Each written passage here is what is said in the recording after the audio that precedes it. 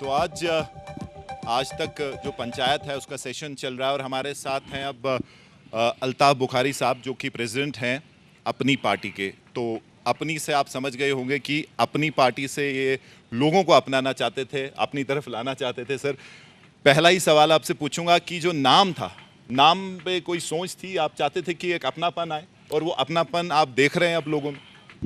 पहले ही मैं अस्सलाम वालेकुम सब लोगों को जो यहाँ हैं और आपको और आपकी टीम को जो यहाँ आई है।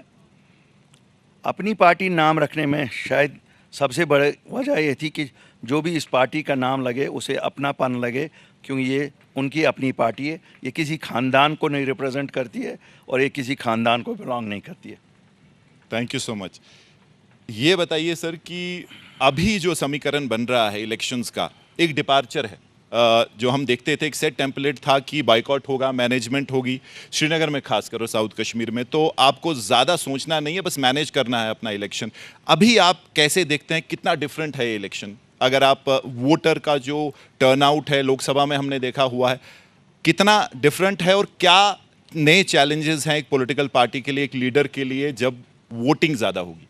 देखिए, मैं आपको बताऊंगा जो ये पिछले 5 साल हमने देखे, 5 साल में जो मेहनत की हम जैसी पार्टियों ने, जो उस वक़्त सामने आई, में जिस वक़्त टर्मॉइल था, अंधेरा छाया हुआ था 5 अगस्त 2019 के बाद। अगर कोई आपको कहेगा, गलत कहेगा, 2019 5 अगस्त काला दिन था, काला दिन रहेगा और हमेशा जम्मू कश्मीर के लोगों के लिए वो एक मातमी दिन है। उसके बाद फिर हिम्मत जुटानी और लोगों में जाना और लोगों को कहना ज़िंदगी ने चलना है मेरे भाइयों। और उसमें बहुत कुछ सुनना पड़ता है। जब आप एक मुश्किल हालात में, किसी घर को आग लगी होती है, फिर उन घर वालों को अगर तसल्ली देने भी जाओगे तो वहाँ पहले आपको बुरा भला सुनना पड़ेगा। वही बुरा भला हमने भी बहुत कुछ सुना, लेकिन शुक्र अल्हम्दुलिल्लाह लोगों की मदद से आज मैं आपको कहूँगा जो आप देख रहे हैं पार्टिसिपेशन इलेक्शंस में, मुझे लगता है अपनी पार्टी और हमारा उसमें बहुत बड़ा रोल है।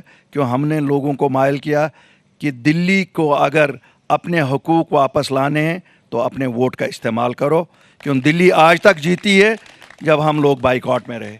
जी जी सर, आपके आसपास एक बड़ी खतरनाक स्ट्रैटेजी कहूँगा ऑपोजिशन की, चाहे नेशनल कॉन्फ्रेंस हो, पीडीपी हो, आपको उन्होंने लगातार कोशिश की कि बीजेपी के साथ आपको जोड़ें। ए टीम, बी टीम, सी टीम, डी टीम, आज भी वो वही स्ट्रैटेजी लेके जा रहे हैं। तो आपको लगता है कहीं ना कहीं यहाँ एक नब्ज उन्होंने पकड़ी कि बीजेपी के साथ किसी को दिखा दो और उसका नुकसान होगा? आप कैसे देखते हैं? क्योंकि मुझे याद है आपने साफ तौर से कहा था कि हम पीठ के पीछे नहीं, पर्दे के पीछे नहीं, हम सीधी साफ बात करते हैं। लेकिन क्या माहौल ने आपको जो है उसका फायदा दिया? यहाँ ग्राउंड में जो आपने सीधी बात की उसका नुकसान हुआ या फायदा हुआ? देखिए, 2 चीज़ें मैं आपको बताऊंगा।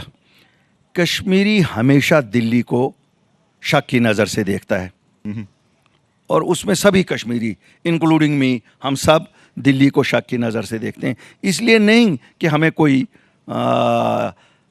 ये साइकोलॉजिकल इफेक्ट है, इसलिए क्योंकि दिल्ली ने हमारे साथ वैसा ही पिछले 74 साल में किया है।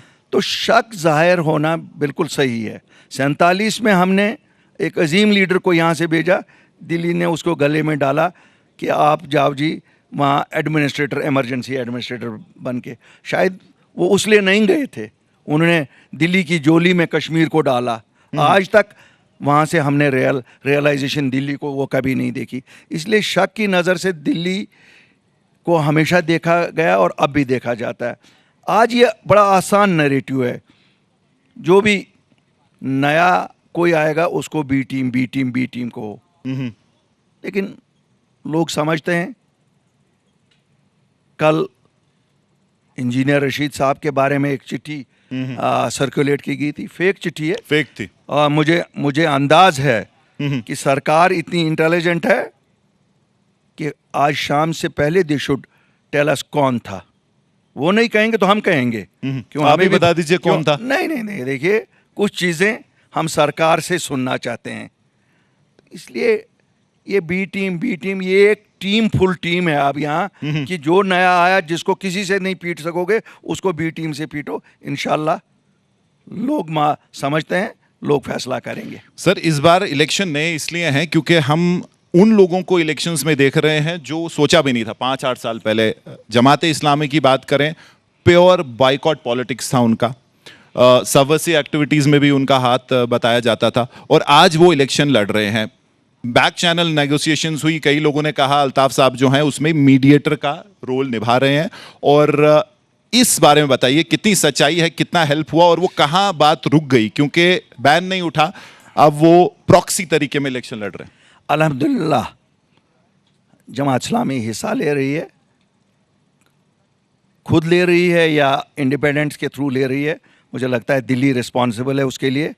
जमात इस्लामी का इलेक्शंस में हिस्सा लेना एक खुशाइन बात है।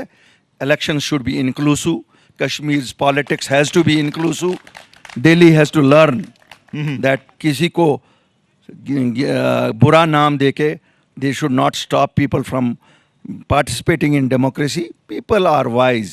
Kashmiris are a wise lot of people. We are not those people deaf and dumb.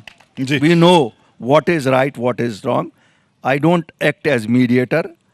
I bat for every Kashmiri, be it Jamaat Islami, be it Engineer Rashid, be it every common boy or a senior man who is behind the jails, who is suffering. I will always be their advocate. I will be by their side every time. Sir template जो बदला है, जैसे मैंने आपको कहा कि हर कोई expect कर रहा है कि बहुत ज़्यादा वोटिंग होगी, लोकसभा का जो ट्रेंड आगे चलेगा, चेंज है कश्मीर के लिए।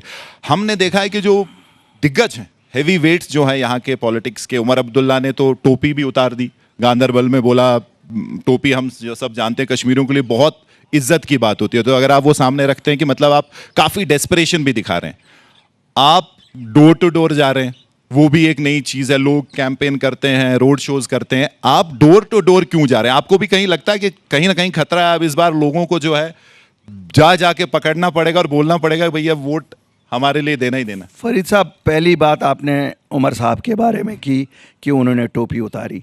आई think that was an appeal which came directly from his heart. We should understand all of us have heart. हम सब जो सियासत में हैं, हमारा भी दिल होता है, और अगर हम दिल से कोई बात कहते हैं उसे ये नहीं समझना चाहिए कि वो हमारी डेस्परेशन है। और जहाँ तक इलेक्शंस में मेरा डोर टू डोर जाना या किसी का, ये तो हर एक का अपना अपना स्टाइल है, कौन कैसे इलेक्शन लड़ता है।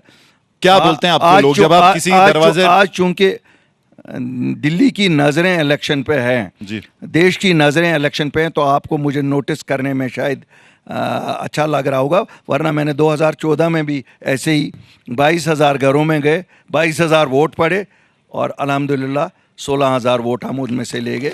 क्या मुद्दे हैं सर? आप जब डोर ये खटखटाते हैं, लोग निकलते हैं, कैसा रिस्पांस मिलता है और क्या शिकायत रहती है? क्या लोगों के इश्यूज हैं ग्राउंड पे जो आपको बोलते हैं कि ये हल होने चाहिए तभी हम आपको वोट देंगे? देखिए, जो मेन इशू है, अगर मैं आपको आज यहाँ सच बताऊं, मेन इशू हमारे अनएम्प्लॉयमेंट का है, बच्चों की। We have educated unemployment. हमारे यहाँ ग्रेजुएट्स, पोस्ट ग्रेजुएट्स हर घर में 2-2, 3-3 बैठे हुए हैं, which is the biggest challenge. कल को यूथ को एंगेज करना सबसे बड़ा चैलेंज है हमारे लिए। और जहाँ तक मेरी कॉन्स्टिट्यूंसी का ताल्लुक है, मुझे लगता है 2.25 साल मिले थे, 70% डेवलपमेंट के काम तो हुए थे, लेकिन कुछ एरियाज़ नए आए हमारे साथ, जो बड़गाम से आए या चाडूरा से आए, वहाँ मुझे लगता है वो 100 साल अभी पीछे हैं बाकी एरिया से।